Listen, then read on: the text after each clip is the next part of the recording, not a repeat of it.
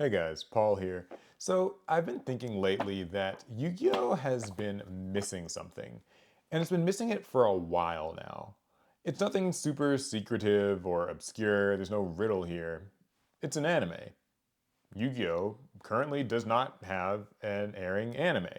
And I think that it's really starting to affect the card game and really probably just the brand as a whole a lot as a result. Now, I should probably get the elephant in the room out of the way first. I'm well aware of Yu-Gi-Oh! Sevens and Yu-Gi-Oh! Go Rush.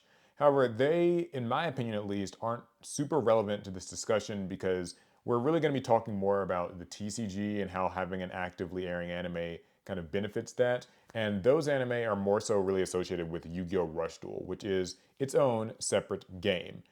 So, yeah, Yu-Gi-Oh! Vrains was basically the last mainline Yu-Gi-Oh! Anime series that we got. That's to say, it followed Yu-Gi-Oh! Arc 5, which followed Zexal, which followed 5Ds, and so on. And a lot of people will probably look at this and think, well, what does that really have to do with the trading card game? And technically, on the surface, not a lot, right? A lot of people still play Yu-Gi-Oh! And a lot of the decks that you play and enjoy today might really have nothing to do with the anime. You might be like me and you enjoy playing Exo Sisters, Rika, Vanquisol, decks that, you can play those whether or not there's an anime airing at all. The thing is, though, I think that when Yu-Gi-Oh has an actively airing anime, it is a great on-ramp for people that feels a little bit more organic and like is sort of so basically think about it this way. If there's an anime on TV, or it's even just on Crunchyroll or whatever, and somebody wants to try it out, then that might cause them to start playing Yu-Gi-Oh! When there's not an actively airing anime, then you kind of don't get that. And there are other things too. Like in mainline sets, you'll get a lot of anime cards. You guys might remember in early Vrain's era, after Code of the Duelist, right? We would be constantly getting new Goki cards, new Trickstar cards, new Altergeist cards, and Code Talkers, Rockets, all of that.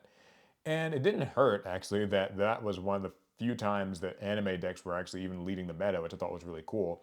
But more importantly, it means that if a kid is watching anime or a teenager, just kind of whoever really, they can see their favorite characters in the show, use these certain cards and decks and have like ace monsters and stuff like that. And then they can, find and play those cards in the real life game. So you see somebody using Goki on screen, and you can build a Goki deck in real life and play it and kind of live out, play out the anime. We haven't really had that because in 2020, Vrains ended, and so did the sets that contain like main anime cards. That's with Eternity Code. So starting with Return of the Duelist, we kind of Konami changed things. Basically, the slots in a mainline set that might normally be dedicated to an anime archetype or more support for like existing ones now just got filled with more legacy support and other just kind of generic new archetypes that are TCG or OCG or whatever you want to call it, like card game exclusive. And again, on the surface, doesn't seem like a huge deal. I think though that I've noticed that there's like been a bit of a change. It's cool that we're getting a lot of legacy support. It feels like pretty much every set since 2020 has supported some legacy archetype. I remember just early on, back in like when Rise of the Duelist came out, the Guy the Fierce Knight got support, and I thought that was really cool. But even recently, we've gotten Ancient Gear cards, Raid Raptor cards, Yubel stuff, and that's not the complaint. It's just that I think we aren't getting like a new thing on TV to get people's attention, and we're not getting like new like maybe I need a better example for this. I guess a different way to put it is Yu-Gi-Oh! Right now relies pretty strictly on your existing investment in the franchise or in the card game. So whenever there's new anime support and it comes out, new Melodious cards or something, it kind of relies on you having your favorite older anime characters and they're just getting something new. It's cool. There's nothing wrong with that, but where's like the new? Where's the freshness? Right? Like I feel like that's something that we kind of are missing. And it's not to say that Yu-Gi-Oh hasn't still thrived outside of it. I think they've been doing a much better job with like legacy support, yes, but also like the new stories like the Visa Starfrost story, the Albaz story, the current like Snake Eye sort of or Diabell Star story. That's all good and well, but we've also had that in the past alongside anime cards. right? Like the story of the World Legacy was still occurring while we were getting new Rocket and Trickstar cards and stuff like that. So it's not like those two can't coexist. And we've also gotten old Legacy support while still getting, stuff for the currently airing anime. I just think that without it, it sort of feels like Yu-Gi-Oh is on this weird treadmill where we're just sort of rehashing stuff, right? Everybody's looking for their favorite older archetype to get new support, and fine, so be it. But I kind of would like it if we had a TV show that we're kind of concurrently releasing products alongside of. And for instance, it also affects structured decks. So it used to be that you maybe would expect to get like the Link Strike starter deck or the Soul Burner structure deck, the Rocket Revolt structure deck. They're actually based on characters from the anime. Now we don't really get things like that.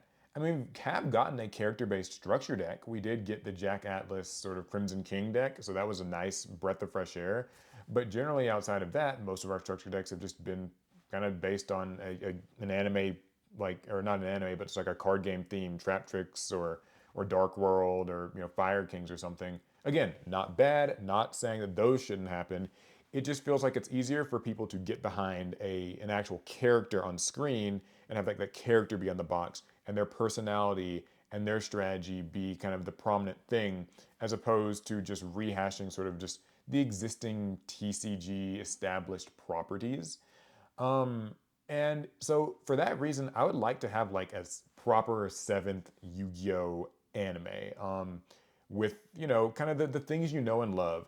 The protagonist ace monster with 2,500 attack, the rival with the 3,000 attack point dragon, and kind of push the boundary on whatever cool new Yu-Gi-Oh theming or setting that you want to have. They've been getting progressively more futuristic and sci-fi with them, and they could continue in that direction. But you could also have a Yu-Gi-Oh anime that's maybe based in more of like a fantasy or medieval setting.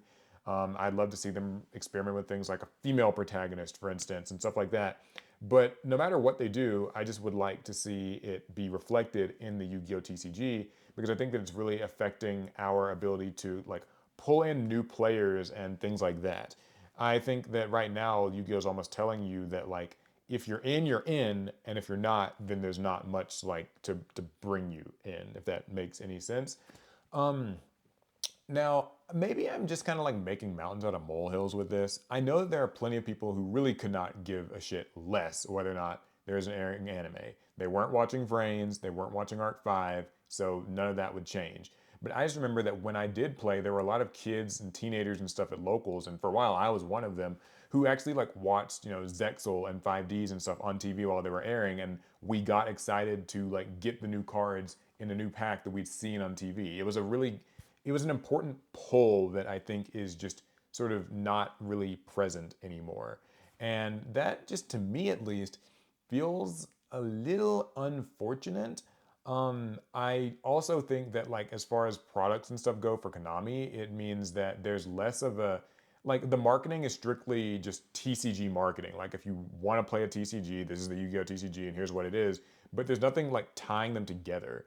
Now, I know that in the later years, Yu Gi Oh! Anime kind of started to get a little bit off the rails and desynchronized from the release schedule. That kind of started with, I would say, like Arc 5, and then it got a little bit worse with Vrains, where we weren't really even getting a Vrains dub until a couple years in. So it seems like maybe that was not something that was super sustainable long term to begin with. But I guess it's just something that I think Yu-Gi-Oh is it's kind of missing now. I'm not saying that it has to be a seventh anime. It could technically be like a DM reboot. People talk about that. That's fine too. Like if they want to do it that way, it could be cool. But I would like to just see a new anime for a change. And I really think that it would help a lot more than people think with like growing the game and such. Um, so yeah, I would love to know what you guys think about this. Do you think that this is like a thing that sort of affects your enjoyment of the game? Like, don't get me wrong, you can always just play the new Raid Raptor support or play the new Ancient Gear support and kind of just harken back to the nostalgia. But is there a limit to just how much simply nostalgia alone will carry a game like this? It just makes you wonder. I mean, because like Pokemon's always getting a new anime, and the new anime ties into the games, and then also ties into the TCG and all that.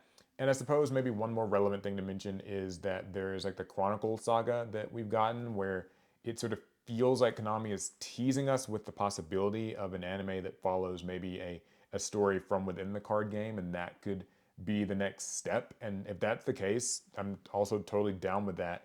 But I just think that like Yu-Gi-Oh needs something on the air right now, and the fact that it doesn't have one has made the game feel a little bit not soulless or dead, but just a little predictable and safe, maybe is the best way to put it. But I'd like to hear what you guys think about this down below in the comments. Let me know. I'll be reading, I'll be responding. And without further ado, I'll see you guys in the next one. Fast turn.